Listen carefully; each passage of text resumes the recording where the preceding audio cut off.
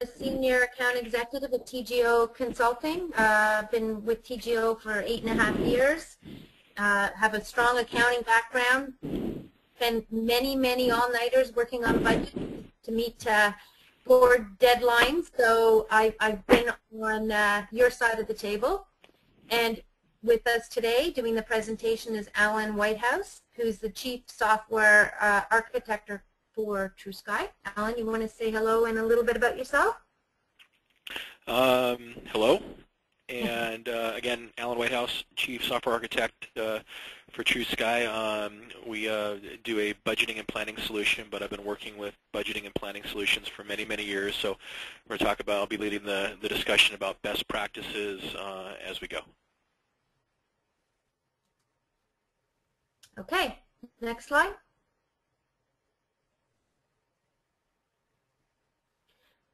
Before I get into about TGO, I think I've got one other thing I wanted to say is that at the end of this we have a feedback questionnaire. So it really is valuable to fill that out. We want to make sure that we're continuing to offer webinars that make sense for people. People are getting something out of it, and really your feedback is very important for us to continually improve.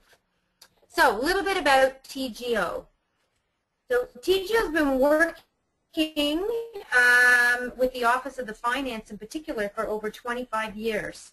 So as you can see, our mission and vision, which I don't need to read, you've got that on the slides, but the key message here is our mission and vision have driven us to continually look for ways to make a difference for our clients. We do that by offering solutions with proven value that will really help streamline, improve not only access to information, but ultimately we're all looking to improve the bottom line.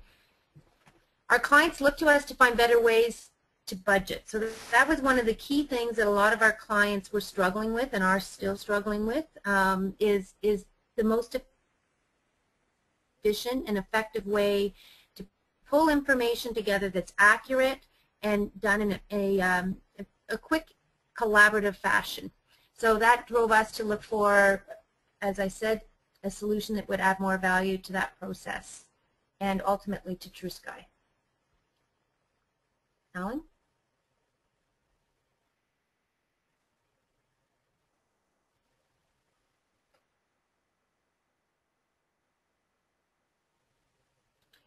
So a little bit about our expertise. As I said, 25 years of experience across multiple business solutions. So taking a lot of things we do today and automating the workflows to make the process more effective. And then budgeting. So today we're going to focus on some of the knowledge we can share with you on budgeting in particular. We are an award-winning firm. We've received many recognition awards from Microsoft and the other partners we work with. We've got a really strong team, not only on the technical side, but also on the finance and the business acumen. So pretty much everybody at TGO has worked in business. We've got experience on your side of the table, working with solutions, working through some of the more effective ways that we can all work within our own environments. And many happy clients. So there's a few case studies posted on our website for any of you that have a chance to take a look at that.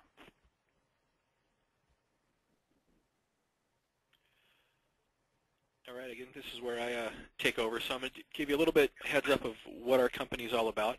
I won't be, we're not really going to go into product today. We are going to make this as an informational type session, let people really learn about some of the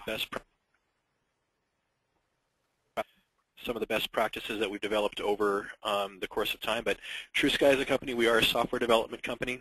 We are focused on providing a budgeting and planning tool that first and foremost is user-friendly, as well as being maintainable by the finance group within an organization. Those are two of the hallmarks of what we've gone with. The group behind it has over 25 years of experience working in budgeting type applications. And on staff, we consist of software developers as well as finance and business experts. So as we go through, let me go ahead and set the stage here a little bit. about just so everyone's on the same playing field. Everyone can kind of go over some terms and stuff so we're all on the same page. So first of all, when I use the word budget, that would be the same as if I'm using the word plan or the word forecast. Really, if you think about it, budgeting, planning, and forecasting are all just different flavors of the same process. Maybe your time horizon varies a little bit. Maybe the level of detail varies a little bit. But really, when it's all said and done, they're very similar items, so I might use those words interchangeably as we go through. If you hear me use the word template, that refers to a data input form. So if you are one of the organizations that say using Excel for your budgeting, that would be an Excel worksheet. If you have a structured application, a formalized budgeting application, whether it's a standalone application or something that is a portion of your ERP or some other system, that might be the forms that they've created for budgeting for that. When I use the word contributor, that also refers to anyone that is doing data input. So those are the frontline people that are first getting the numbers into the system. When I use the word reviewer, that would be someone that is an approver as well. So the contributors put data in. A reviewer is the person that reviews those numbers, gives a thumbs up or thumbs down as far as well.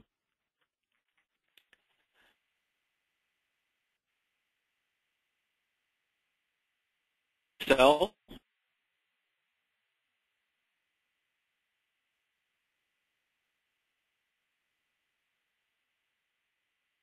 presentation.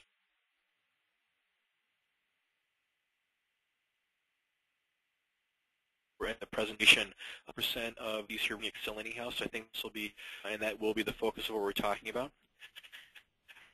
And the most important thing to keep in mind as we're going forward is that you keep in mind that your host is, as long as we're good on all those items, I think we'll get through the presentation well here. So the best practice, because this will kind of help set the stage for the different things that I'm talking about as we go forward. Well, really, one of the first and foremost ones is to. And that's not really a company, why do we do budgets? Their answer will be because we have to. But at a higher level, for your organization as a whole, there's many reasons that why you might have to budget. One, you might have regulatory requirements. So you have to have your budgets in that.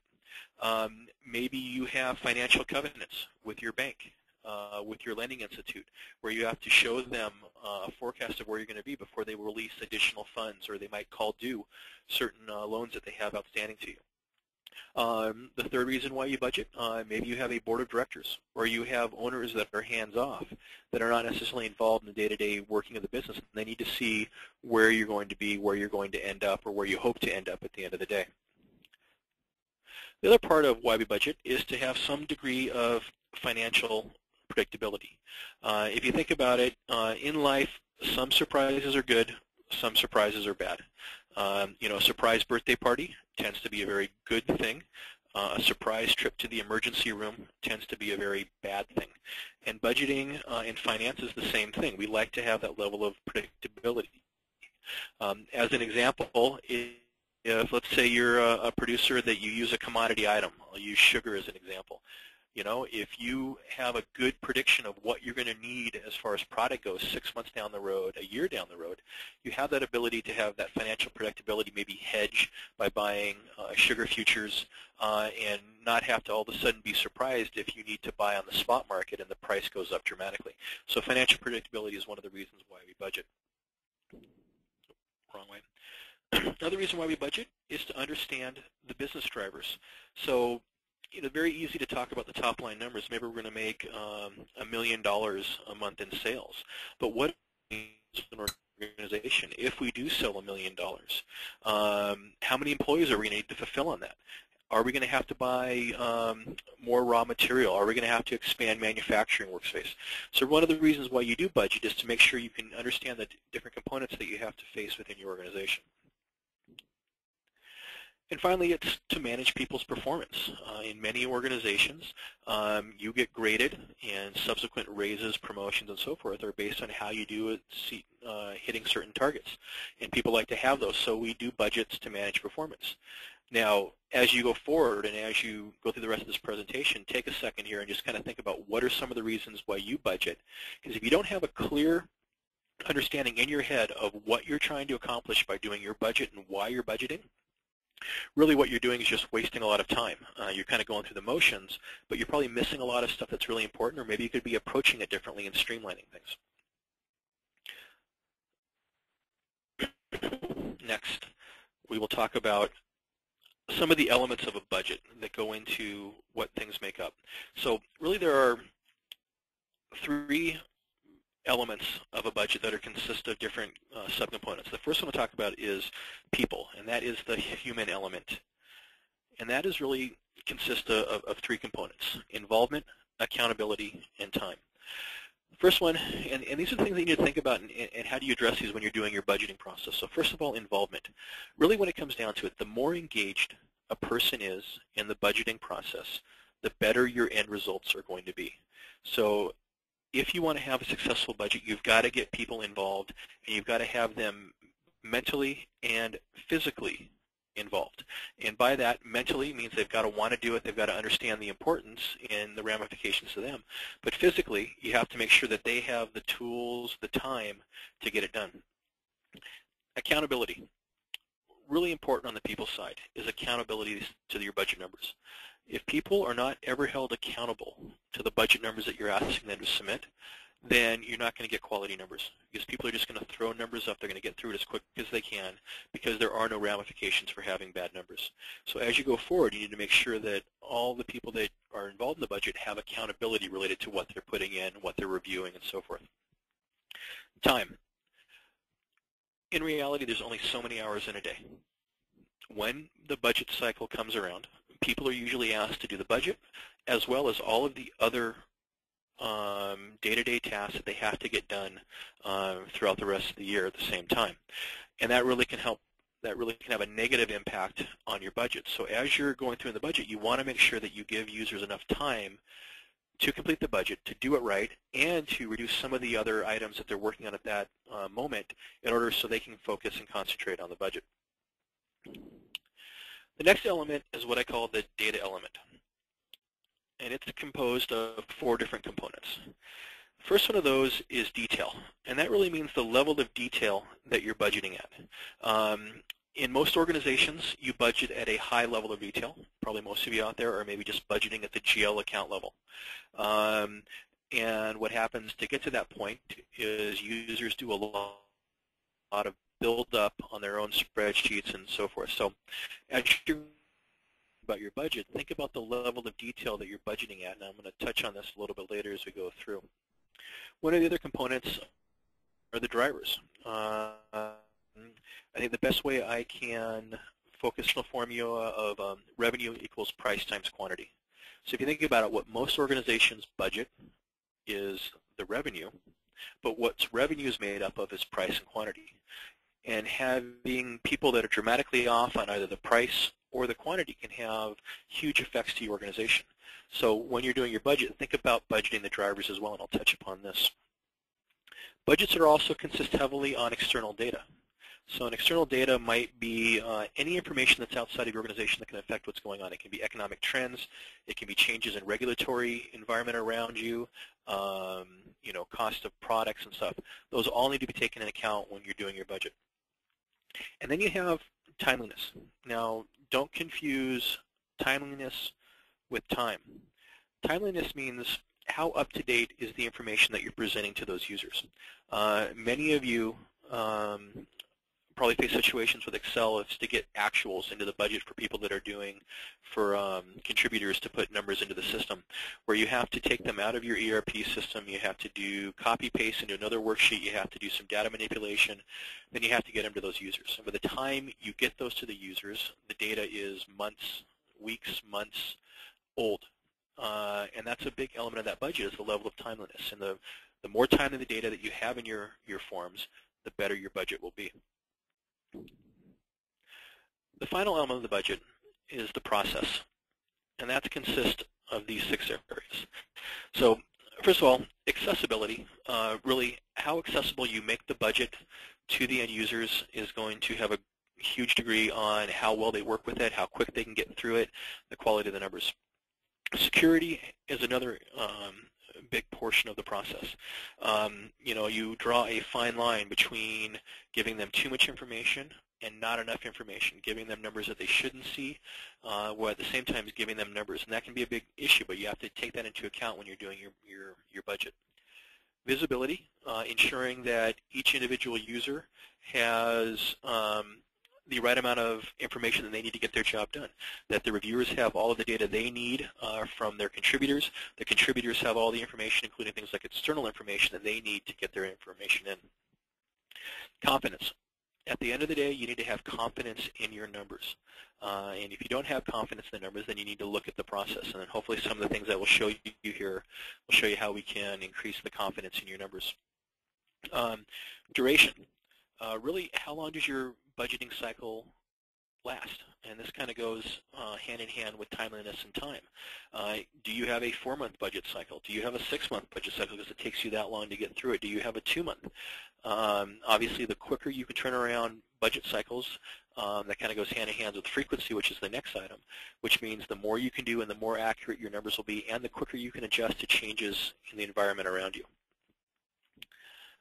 And again, all of these items come together, whether it be the involvement, in the people, or the external information in the data element, or the security in the process element. Any of these items can have a major effect on the accuracy of your numbers.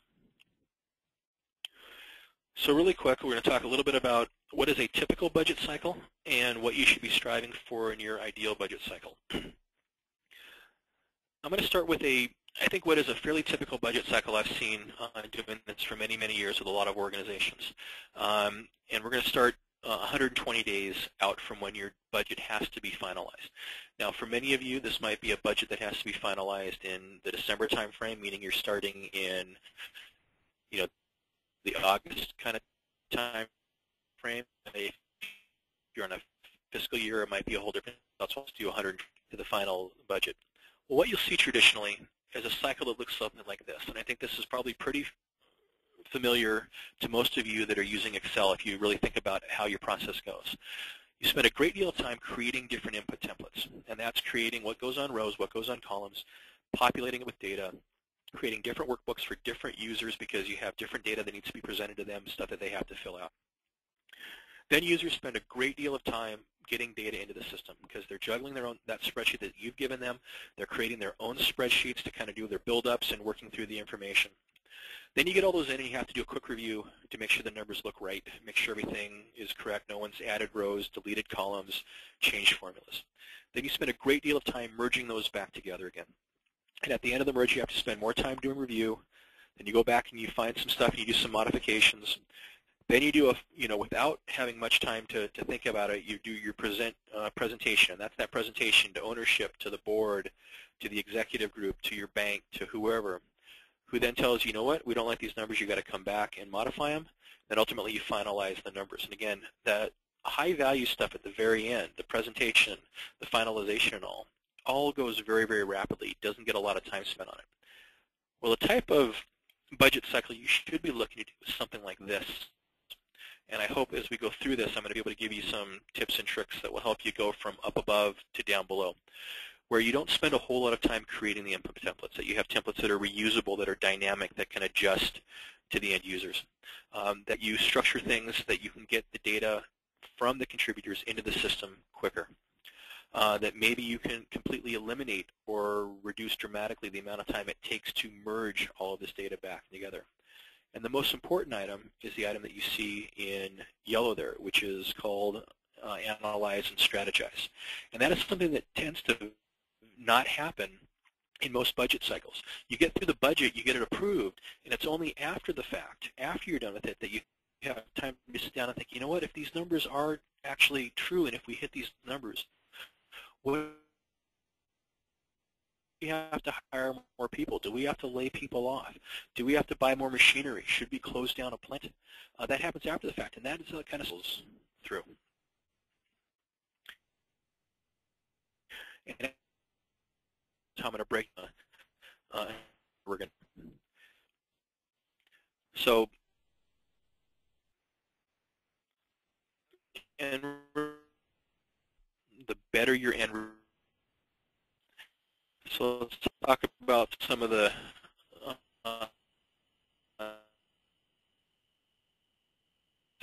remember what I call the golden thing. That no one likes on budgeting solutions. Whenever you're managing your process, whenever you're out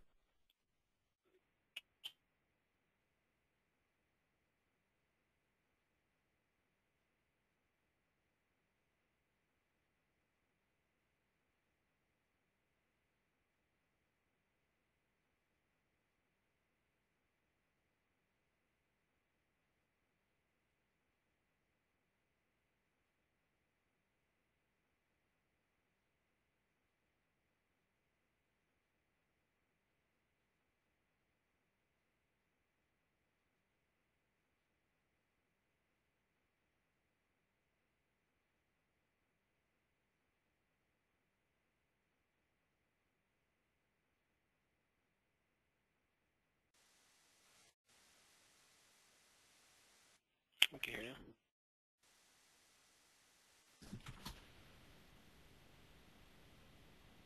Here, so hang on. So where did sorry about this part where I was talking about when one likes budgeting. And keep in mind, as you go when you're building forms, you're thinking about the process, your timing, everything else, keep this in mind, and that will help you out dramatically.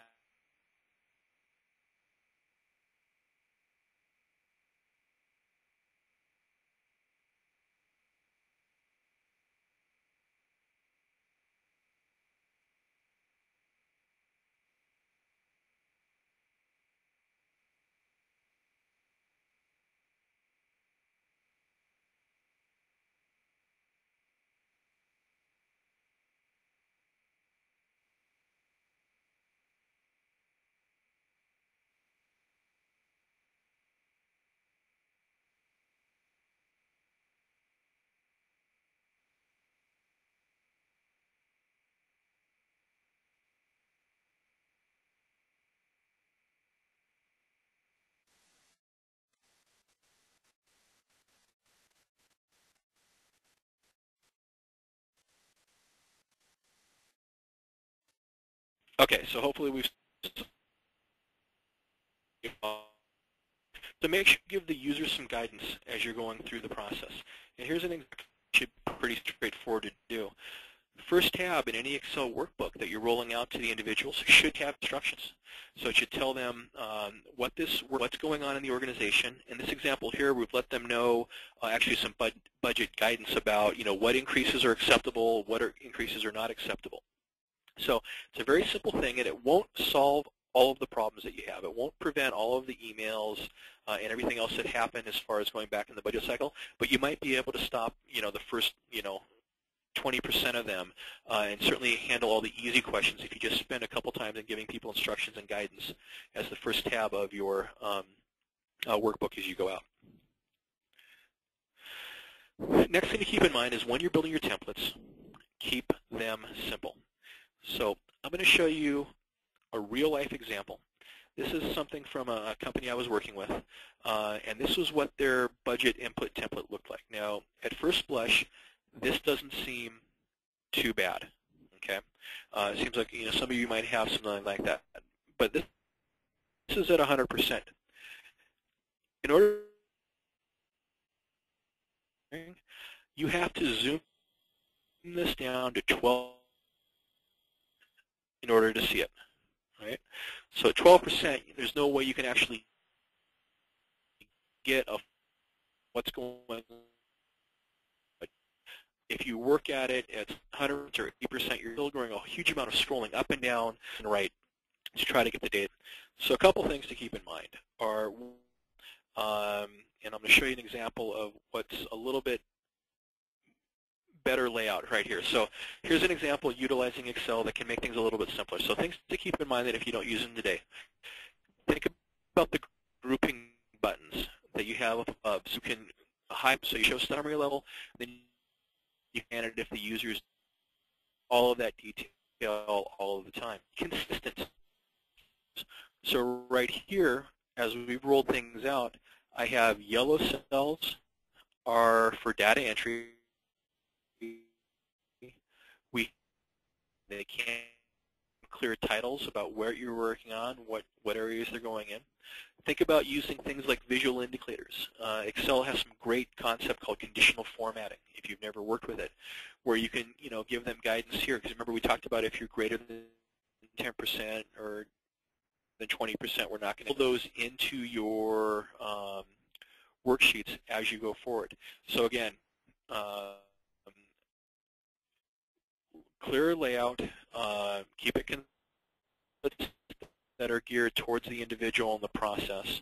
I can't show here, but I talk about is try to build templates where you scroll up and down rather than having to scroll left and right.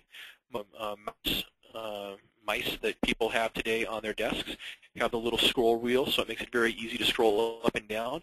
But if you're having to go left and right, that's hands off of the keyboard, that's moving things around, it just slows things down.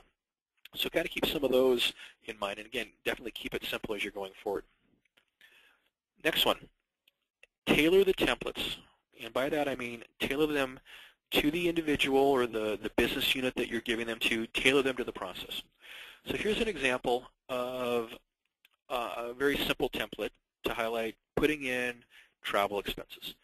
And what I have down the left side is my GL accounts. So airfare is a natural account, hotels and lodging, meals and entertainment, time across the top.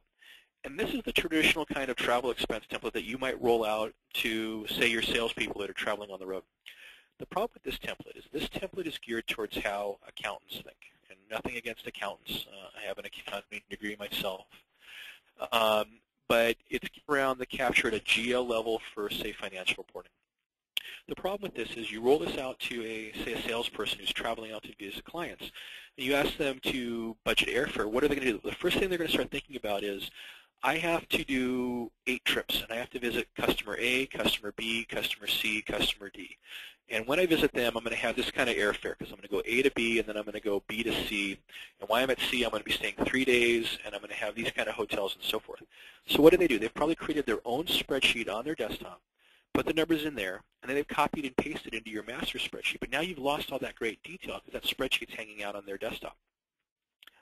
So with Excel, think about creating templates that are more geared towards how the end users are going to put data in. And then later on, I'm going to show you how you can link these workbooks. But here's one that's all geared around travel expenses, how someone that might be a salesperson that's out in the field is thinking. Where you're going to put the trip in that they're going to, like they're going to Las Vegas and Macau and Monaco, as I see on the screen. And then with those, you've got those categories. So from the accounting point of view, you're still capturing the same data, but now you've structured it such that these end users are getting data in quicker and in a format that they understand. Next one. Think about connecting to your data rather than copy-paste. One of the biggest time killers, I think, in the budget process, certainly when you're using Excel, is trying to get data into the Excel spreadsheet. This could be your actuals from your ERP. This could be any other type of data. And Excel has a great capability to connect directly to various data sources, including your formal databases, whether it be SQL, whether it be Access, whether it be web services, or even getting data from, say, something like a website. And I'll show you that here. So if you go into Excel and you go up under the Data tab, you're going to be able to see you can do some connections. And one of those connections will be something like this from web. And in this example here, a while back, I had a client that wanted to make sure they could present up-to-date exchange rates to people when they were doing their budget. So people had an idea, even though they were budgeting for the future, they could see where the current exchange rates were so they can kind of give some thought into how they were going to budget. So right here, able to connect to web, and this is the screen that pops up next. And out there you can find pretty much any website that has any kind of data on it. So this example here, I'm going to Scotiabank, which is a major Canadian bank. It also publishes on their website exchange rates. And you can see when I type in the URL, this is any website, it's going to bring back in table format the current exchange rates that they're tracking out there. And really just by clicking on that, that data is going to automatically populate into the Excel workbook, and it's going to be refreshed. As you open up the workbook, you'll get the latest numbers in. Huge time saver, because what could somebody have normally done? They would have gone to that website before, they would have copied, they kind of would have done a copy-paste, put it into Excel themselves, cleaned it up, separated it into different columns, and then put it into these spreadsheets, and then a week later had to do it again, a week later had to do it again. So learn about connecting to your data. Now, if you're going to connect to something like your data out of your ERP, out of your accounting system, that may require IT help, from your information systems group. And there's going to be a cost, and there's going to be some time to do that. But that is a one-time cost, one-time effort. If you can do it right, then you will spend a little bit now and save a huge amount over the course of time. Next, think about validating your data up front. Not many people realize that Excel also has a great tool built in that's called data validation. So if you've ever dealt with a situation where you've got budget numbers back from end users, and when you're expecting a number, you see someone's typed in Bob, or someone's typed in parentheses 12 equals 59, just gibberish in those cells. Using the data validation can prevent that. That's on the data tools as well.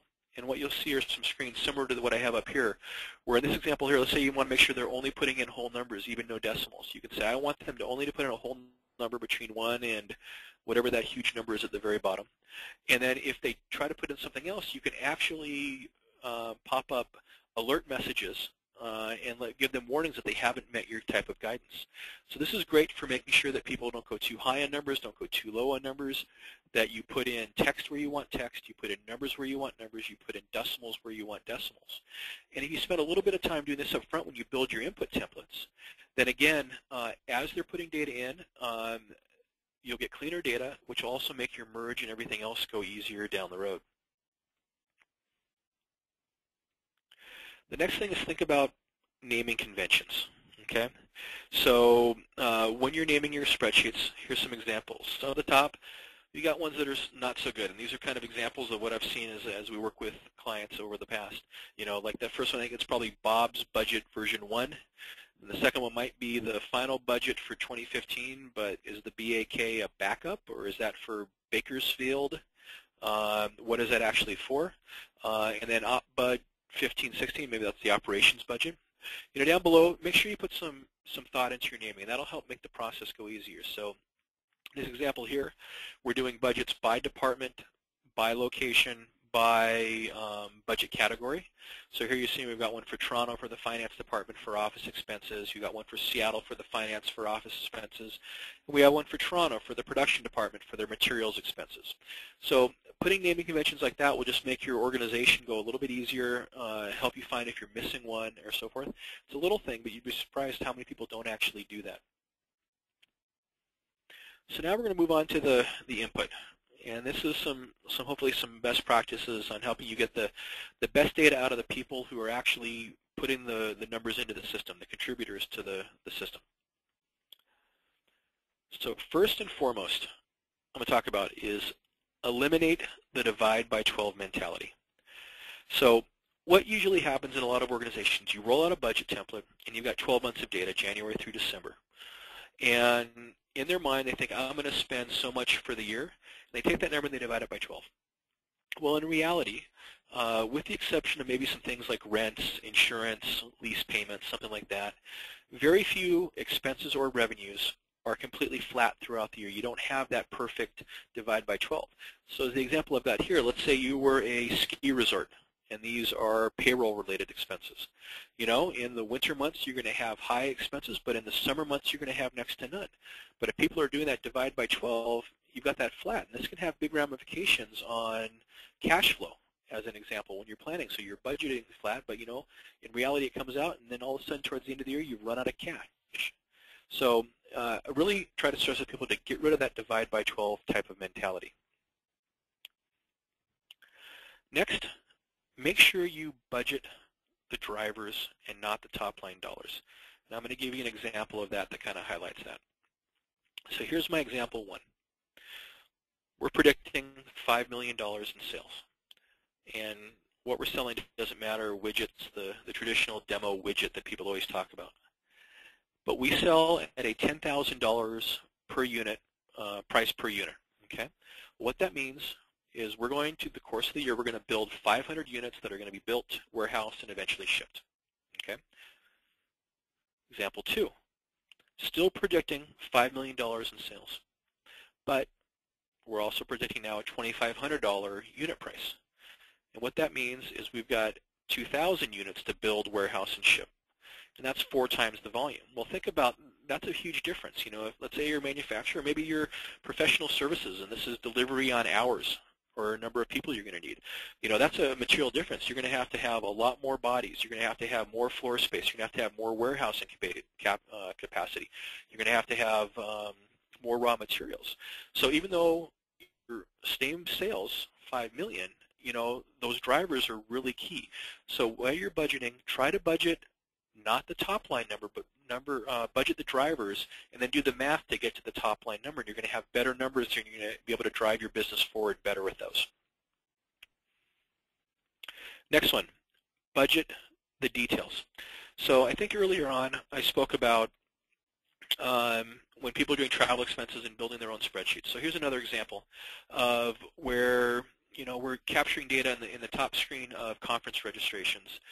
And in the bottom screen, so what happens in a real-life environment, you roll out a budget input template and you say conference registrations, and somebody, again, does their own spreadsheet where they've got all the buildup that I've got below there that they've built through that.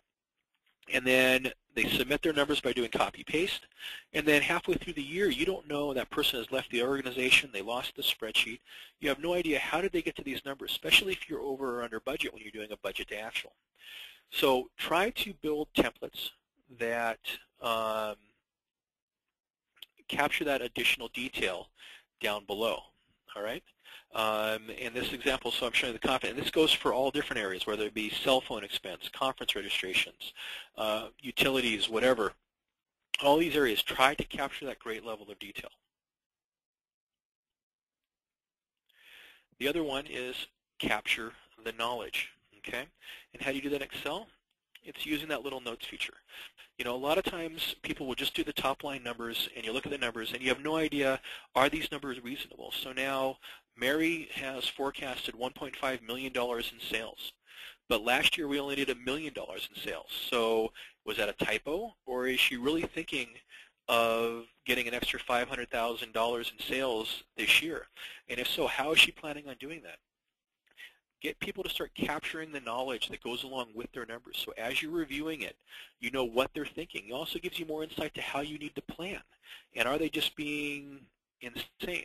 Now, both this and the line item, and what I talked about, the buildup of detail, like I showed you here before, if I go back, both of these two components are things that are difficult to do in Excel, because the problem with capturing this knowledge here in Excel is that you lose the roll-up when you kind of merge Excel workbooks together. So one of the things that you might want to think about, if something like the additional buildup of detail is important or capturing the comments is important, is look at some kind of formalized budgeting application. Many of the different budgeting applications that are on the marketplace have functionality similar to this, where you can do build-ups of your budgets, or you can capture and store notes. So if these are important, and I think they are, I think they help give you better budget numbers, think about investing in an application such as that. The other thing, to get input going faster, consider fake deadlines. Everyone out there has a situation where the numbers don't get in on time. The people are always late, and it doesn't just affect them, but everyone that has to review their numbers and have to consolidate those numbers, they all get thrown off.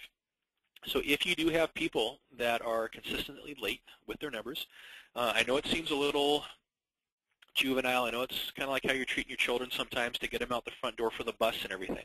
But think about giving those people a fake deadline. Now, you can't go too extreme and give them a month first because they'll figure it out. But maybe you push their deadline up a week, and that way you've got some buffer. So even if they are late, you haven't affected everyone else. The other thing I'll talk about is zero-based budgeting. For those of you that aren't familiar with the term, zero-based budgeting is the concept of when you roll out budgets to contributors to put in the numbers, you give limited or no information on prior budgets or even what your actuals are. And the concept of that is that it gets rid of what I like to call budget inflation, where people take last year's figures and they go, oh, well, I'll just increase them by 10%. And the next year, well, I'll just increase them by 10% again, without giving any thought as to whether those numbers made sense in the first place or whether the marketing budget that they had last year was too much or too little or what have you. So by going into zero-based budgeting, it really justifies everyone into their numbers. Now, the big thing I hear about zero-based budgeting, and I always, whenever we do this kind of presentation in a live environment, I always see a whole bunch of hands go up, and people talk about, all these other informations about, how impossible it is and how difficult it is. And my response is that yes, it is difficult. Zero-based budgeting is incredibly difficult to do, but it will give you the most accurate numbers possible. You will get the best numbers. You won't get, the automatic inflation numbers. So how do you get to that point and not kill yourself? So maybe you do zero-based budgeting on just a few cost categories. So maybe you give people their actuals and the last year's budget on 90% of the items, but for those 3 or 4 items that have a material effect on your bottom line, maybe you force them to do those zero-based. So it's kind of a hybrid model of doing that. But the more you can get to zero-based, the better your numbers are going to be at the end of the day. And finally, when you're doing input, collaboration is key. No one should be working on their budget in a vacuum, okay? Get people to work with other people. So get contributors working with other contributors, discussing their numbers, thinking about, okay, what are you doing in this area? How high do you think your number is going to be? Why do you do that, right? Get your contributors to be working in real time with your reviewers and your approvers. Such that if they're going way off a track early on, you can nip it in the bud right off without having to wait until the reviewer sees it and then reject it back. A lot of organizations will try to do this through email, and we all get enough email every day. So I suggest looking at some kind of online collaboration tool. One of the ones that you might take a look at, this is an outside tool. This is called Yammer. It's kind of like, the best way I can describe it is Facebook for the corporate world. So you have things where you have discussion groups and you can follow threads and people can post. But this is a great way to kind of think about where you want to roll out stuff and people can ask questions. And rather do the emails that only one person sees at a time, you can do kind of an online collaboration. So take a look at something like that. There are a whole bunch of other tools out there as well that help with online collaboration. Right. A couple others we'll talk about here. The merge, which is that process of bringing everything back together into one comprehensive budget. So at the end of the day, or let's just talk a little bit about the storage and retrieval tips here. So I've got a couple things there. So first of all, go to centralized storage. So don't email workbooks out. Store them centrally. Okay. That way people are always working from the same place, they're stored in the same place, and that way you're also getting them backed up, hopefully. They're in your backup on your server and so forth, and you don't have to worry about someone spending weeks working on a budget only for that one document to corrupt and you have no way to go back. Keep in mind that email should be for email, and email is not for storage. So people should not be storing their documents in email. You should have them stored someplace centrally that's getting backed up, whether it be just a shared drive on your network or some kind of document management type solution. We talked earlier about having a good naming convention. As you roll things out to people, please stress to them that they don't rename the workbooks, okay? Because this will break things later on. We're going to talk about how you can merge them together, how you can link them together. So really stress that they don't rename them. Make sure that you're performing backups, and backups. That's key. Can't tell you how many times I've had people spend weeks on budgets in Excel, and then that workbook gets corrupted somehow, or they forget to save it, or what have you. So make sure you have backups going. Another thing, make sure you use formulas to link your workbook rather than do copy-paste to merge the data in. Now, most people know that formulas will work within different worksheets within a workbook, but if you take it a little bit further, you can actually use formulas to link different workbooks together. And what's great about that is you can have 10 or 20 workbooks that are all separate, and they all link to a master workbook. And you open up the master workbook, and without even having to open up all the other workbooks, the data in the master workbook will update from that data. So it's a much easier way to merge all that data back. One of the things here, if you want a little bit more information about how to find this, you can just go out and do a web search and find the information here. We have a white paper that goes along with this presentation that you can download from the website that has some URL links that will show you how you can do this in real life. A couple other things. Make sure you protect the workbook. If you're going to make your life easier for merge, you know, what usually happens a lot of times is you roll out works to people. Somebody has deleted a row, they've deleted a column, they've changed your formulas, they've moved columns around. Well, you can actually lock down these workbooks, and you can set it up such that only certain cells are available to be edited. Now that's under the Review tab in Excel, and that way you can protect it, and that way people are only entering where you want. You don't have to worry about it. Now the key is, if you're going to protect workbooks, it's going to ask you for a password. And the key with that is to make sure that you write the password down, and then more than one person in your organization knows the password. Now, you don't give it out to all the end users, because they're going to use it to make the changes they want. But make sure you do have it stored, and if only one person knows it, it's not written down. If they leave the organization, if they're out sick, no one else can take over. So just make sure you do that as you go forward. The other thing when it comes to merging, if this is really a pain, and I've had clients that have had upwards of 450 different workbooks they're managing through a budget cycle. If you really want to make that pain go away, you need to look at investing in some kind of budgeting application. Most of them out there have automatic merging of data. That's one of the big hallmarks of them. Most of them also have some form of real-time merging, so you don't have to wait until overnight or the next day in order to see how the numbers are rolling out. And, you know, as a blatant plug for our company, we do that same kind of thing. You go out and visit the TrueSky website. You can learn a little bit more about our application. But there are other applications other than TrueSky that you might want to take a look at if you are interested. So review. This is the process of making sure that the numbers make sense, and it should not be whether or not your merge worked. Okay? So we'll talk a little bit about review. First of all, give yourself enough time. You shouldn't be rushing through this, and that's what seems to happen for a lot of people. The other thing is, don't sweat the small stuff. Okay? Is an example right here. So if you look at this, this is a budget example where you're seeing traditional salaries, rents, postage, and the yellow is actual, and the yellow is budget, excuse me, and the blue-gray is actual. Now, if we look here at this one category, postage, right? So postage here is 1/10 of 1%, I think is what this comes out to. It would have to be, what, 100 times bigger to even become remotely relevant in this budget. Yet people will spend time debating and talking about postage costs. So I would urge all of you that even if you're doing data capture, or certainly when you do review, focus on the big items that will make an effect, that will have a big effect on your bottom line, and ignore the little things. Don't get caught up in the minutia. Okay? Finally, decide who owns the numbers.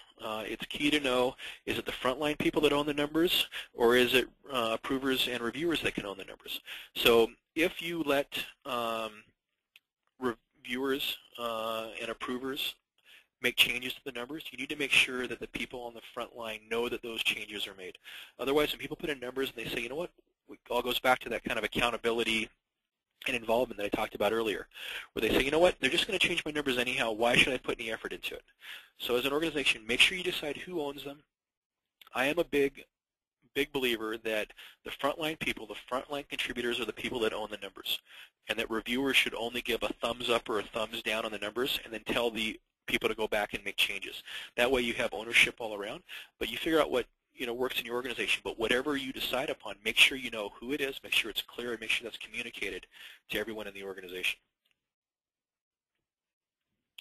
When you're reviewing, make sure you understand the context. So again, it goes back to looking at those notes, making sure that why did Mary, that extra $500,000 that Mary projected in sales, what's the context around that? And at the end of the day, when you're doing the review, again, we talked about collaboration. Any surprises that come up here, really that means you've kind of failed. And go back and think about your process. In the review process, when you're reviewing the numbers, make sure they're right, you have to make some edits and everything else. There shouldn't be any surprises as you're going through. Analysis. So this is turning all that data that you've captured during the budget process. And up to this point, we haven't captured really any information. We've captured data. But analysis is that process of turning this data into the information that you need to make informed business decisions. And this is where people don't spend enough time. So analysis, at the end of the day, this is the whole point of doing budgeting. This is why you're doing budgeting, is to get this analysis out. People lose sight of that. They get too involved in the process. They get too involved that they have to get the numbers in, that we got to get the numbers put together. You're doing it. This is the end game. This is why you're doing it. Don't lose sight of that. Remember, analysis time is time for strategy, not review. When you're in analysis mode, you shouldn't be looking at if the numbers make sense, if the roll-ups work together, and so forth. This is when you're planning your strategy. This is, what? If Mary's numbers do come into play, do we need to hire more salespeople? Do we need to hire more production staff? Should we be doing more marketing campaigns? What is going to be the effect on our bottom line? Should we be thinking about new tax planning? What have you? This is the time you do your strategy. You think about, do we enter new markets? Should we buy a competitor? This is where all you want to spend on this. Make sure when you're doing your analysis that you analyze all the content. So make sure that you're looking at the notes that people put in the numbers. Make sure you're looking at the build-up that they put into those numbers. Make sure that you're looking at all the discussion boards that we talked about in the collaboration. That all has to come into play on your analysis. Make sure that you're looking at outside forces as well when you're doing your analysis. Use tools that you already have and you may not know that you already own them. As an example, I'm going to show you a great one that just came out in, this is built in now to, and there's a whole bunch of different ones like this, but this is built into Excel 2013. And what this actually allows you to do is compare two spreadsheets side by side. So if you rolled out a budget version 1 and then rolled out a budget version 2 to different people, you have the ability to compare them side by side, and you can see exactly in this little box that's down on the bottom, it shows you exactly what changed and where and what the numbers were before and after. Huge time saver when you're doing your analysis of numbers and so forth. There are also additional tools out there that you can use to slice and dice your data, to view it graphically, to view it geographically, like on a map. Tons of great tools out there. A lot of them are built into, say, the Microsoft Office suite, and investigate looking into that. But these are all the things that you should take into play when you're doing your analysis and strategy. So some final words, and then we'll open it up to questions and answers here. So in your process, you should aim for simplicity in your user interface, increased functionality, data validation in your templates, the capture of detailed data, the capture of the knowledge, not just the numbers, integration with your source data, and designs that facilitate those kind of what-if and strategy type questions. In return, you should receive increased control of the process, reduced administration, faster turnaround times, greater accuracy, more useful information, strategic answers, and in the end, more time to think. So with that, a couple of things we're going to do is at the end when you leave the presentation, there's going to be a quick little survey. I think it only asks like 3 questions or 4 questions. Takes you about 30 seconds to do. Really helps us get feedback on what we should focus on more or less, spend more time on or less time on in these presentations. If you go to the True Sky website, and I think we'll be sending out a follow-up, I think they sent out a follow-up email on this. There is a white paper that details all of the stuff that I talked about here today and more, including URL links to where you can find more information on all the topics that we talked about. If anything that you have seen makes wants more questions, you have questions or whatever, feel free to contact us for more information. I hinted a couple little times about structured applications, and one of those is our application to help with budgeting, and that's called True Sky. And we have some webinars that are coming up on July 18th and the 24th, and you can see registration links on our website for that. You can find more information for me out on LinkedIn, so there's my LinkedIn profile if you want to do that. And with that, we're going to go ahead and open up for questions, and I think Meg is going to go ahead and facilitate that. And I think if I am, let me see if I can do this right. I can try to unmute everyone here. Give me just a second. Now that we've unmuted, someone's having a great time there. I feel bad if I'm like you know the crowd's like. I feel so bad. I was like, all right, just one more second as I go through and unmute. Okay, so there's just one thing before we go back to it. So I'm just going to make sure Lori didn't do all these webinars. Meg, do you want to take over here?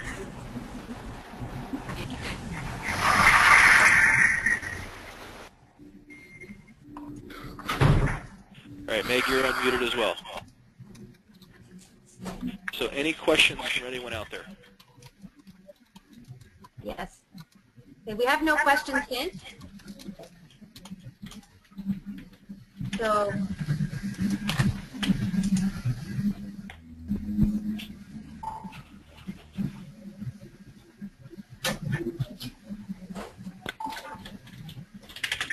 a few thank yous over the question panel, but no specific questions, Alan. I saw. Does anybody have any questions? We still have 25 people. Okay, here's a question. How do you control sensitive data? Okay. So I assume what that means is, again, in the Excel workbook. And that's one of the, it's tough in Excel. So the problem with doing that within Excel is the only real way to control the sensitive data is to, and I'm getting some feedback here, is to go ahead and create a different workbook for each individual user.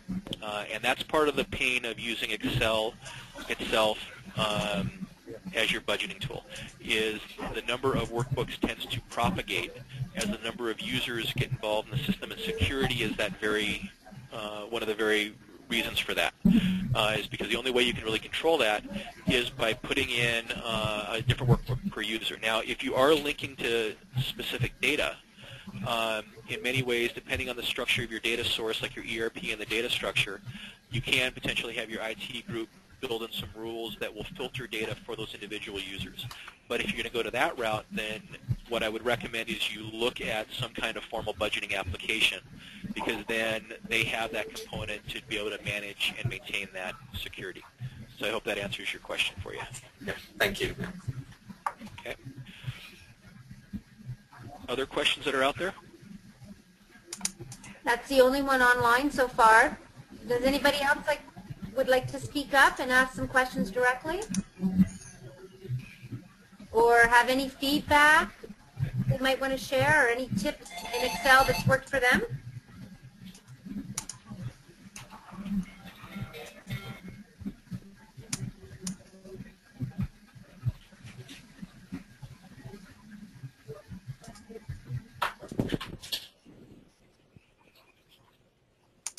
Well, I don't think we have any questions, Alan, or any comments.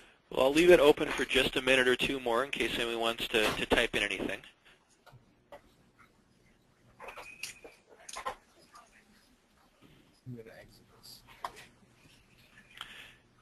And with that, I'll say thank you for your time. And again, we'll leave the phone open for just a few more minutes, as well as the web meeting in case anyone comes up with a question. But again, everyone, thank you for your time.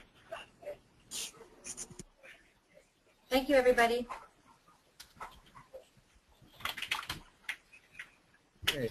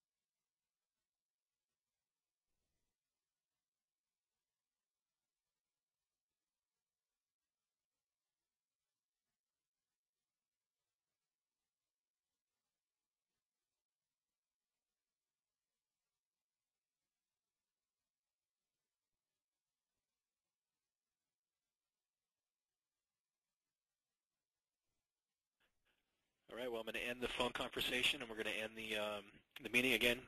For those still on the line, thank you for attending.